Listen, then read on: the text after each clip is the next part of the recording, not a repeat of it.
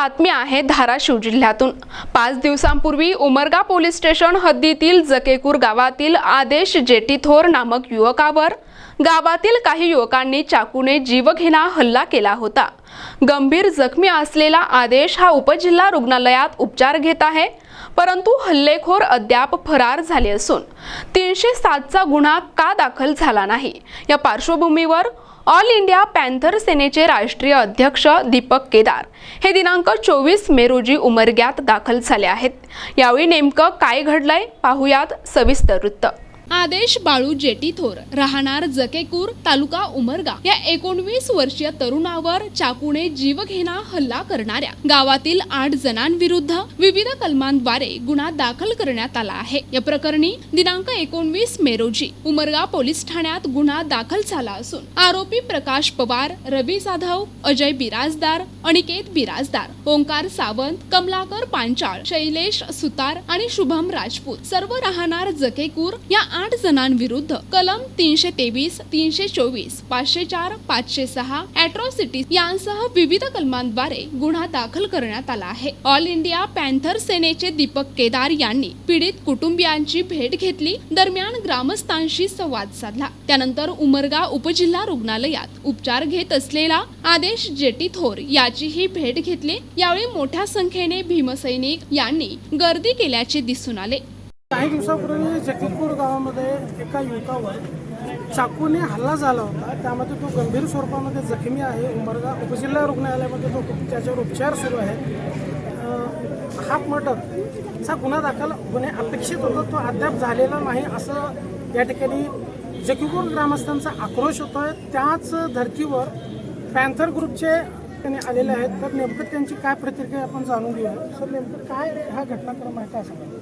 काय याच्यामध्ये जातीवाद clear cut आहे आणि आदेश जेटेथोर या भीम सैनिकाचा हत्याकांड करण्याचं या 8 समाजकंटकांनी ठरवलं होतं। या हत्याकांडानंतर महाराष्ट्रात दंगल घडवायची होती। यांना कुणीतरी मोठं बळ दिल्याशिवाय हे पाऊल त्यांनी उचललेलं नाही। घटना मोठी नाही, झेंडा घेऊन मिरवणुकीत 20 दिवसापूर्वी ते आले, महिलांमध्ये घुसून त्यांनी धुडगूस घालण्याचा प्रयत्न केला। आदेश सारख्या भीमसैनिकांनी त्याला रोखलं, गावामध्ये प्रकरण मिटलं, तेव्हाही केस होत होती, पण भीमसैनिकांची भूमिका सामंजस्याची असल्यामुळं त्यांनी असणारं ते मिटवलं। सामाजिक सलोखा राहावा हा दृष्टिकोन त्याच्या मागे होता। एकूण ह्या प्रकरणाची सुरुवात कुठं झाली? जयंतीच्या मिरवणुकीमध्ये हे आरोपी झेंडा घेऊन घुसले होते।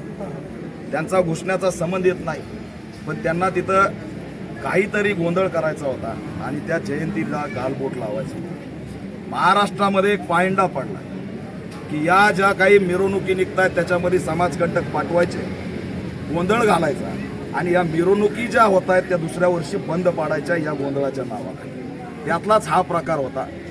आदेशने रोखल्यानंतर आदेशला 20 दिवसांनी जिल्हा परिषदेच्या शाळेत बोलवून त्याच्यावरती असणाऱ्या पोटामध्ये 3 वार चाकूचे जीव घेणा हल्ला आहे।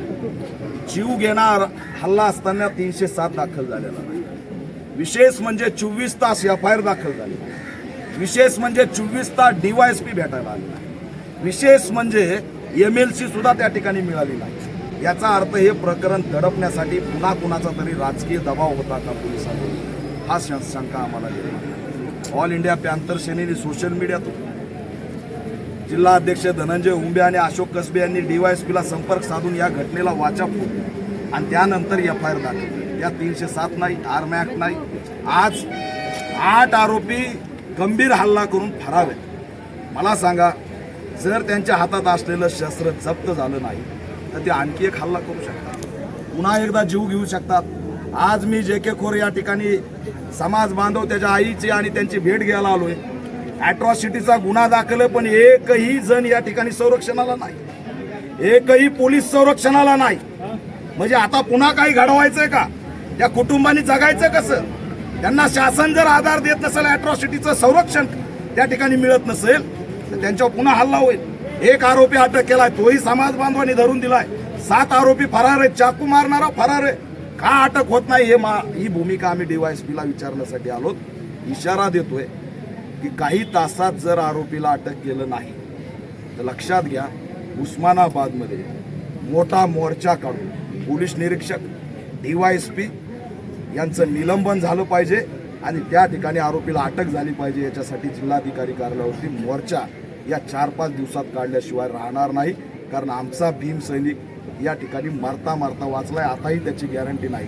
त्याला पुढच्या उच्च इलाजाची गरज असेल तर तिथं पाठवलं पाहिजे, ही आमची भूमिका आहे. दुर्दैव आहे महाराष्ट्राचं. या जातोय 18 जणांनी संकेत भोसलेला भिवंडीमध्ये घुसकून टाकलं, मारलं, हळहळ करून मारलं. एकही मीडियावाला बोलला नाही, एकही न्यायालय बोललं नाही, एकही मंत्री बोलला नाही. पुण्यामध्ये घटना घडली हिट अँड रनची, 2 जीव गेले.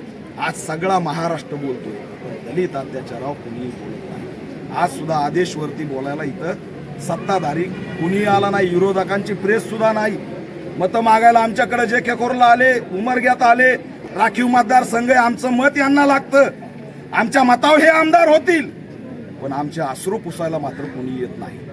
या ठिकाणी पुण्याच्या घटनेत सगळे उतरलेत, पण दलित हत्याकांडात कुणीही उतरत नाही. अशी स्थिती आहे. आम्ही शांत बसणार नाही. जर न्याय मिळाला नाही तर आमच्या पद्धतीने न्याय कसा मिळायचा हा 1972चा पॅटर्न राबवल्याशिवाय राहणार. एकूण पोलीस प्रशासनाकडे तुमची एकूण मागणी काय आहे? आरोपी काही तासात अटक करावेत.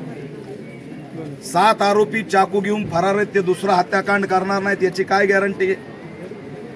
सगळं गाव त्यांच्या विरोधात आहे, मराठा समाज सुद्धा त्यांच्या विरोधात आहे. त्याच्यामुळे त्यांना अटक करायला प्रॉब्लेम काय ती हे पोलिसांना मी विचार. प्रतिनिधी सचिन बिद्री, NTV न्यूज मराठी, उमरगा, धाराशिव.